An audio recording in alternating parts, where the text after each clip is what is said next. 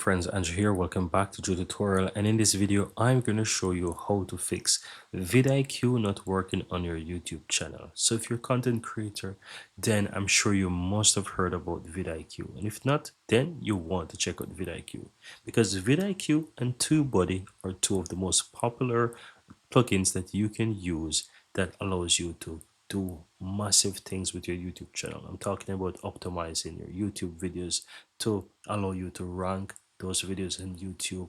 And on top of that, there are so many other benefits and features that come packed with these two different plugins, right?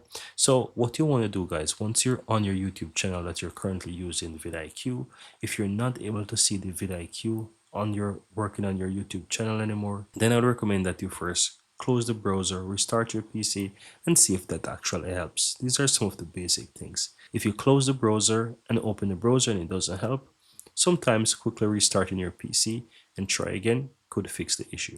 If that doesn't work, I would recommend opening up your browser. I'm using Google Chrome right now, but any other browser that you may be using, the steps are pretty much same.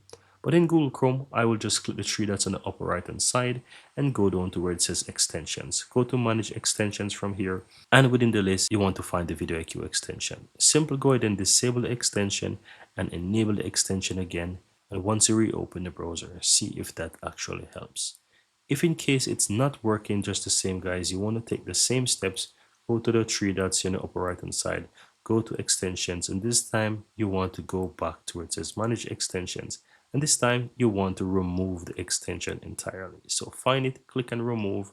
Once the extension is removed, you want to head over to the Chrome Web Store, and once you're here, you want to look for the vidIQ. So simple type in vidIQ, and once you find that vidIQ extension, you want to go ahead and this time add the extension. In my case, it's currently saying remove from Chrome because I have it enabled and added, but in your case, once you remove it, it will give you the option to add it again.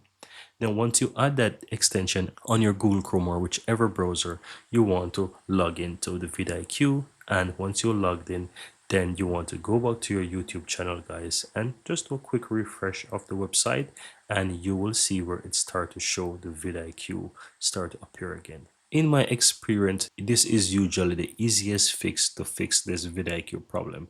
And I'm telling you, I've experienced this so many times, and in each of those different occasions, simply turn off the extension and turning it on normally fix the problem. And in worst case, I had to remove the extension and add it again.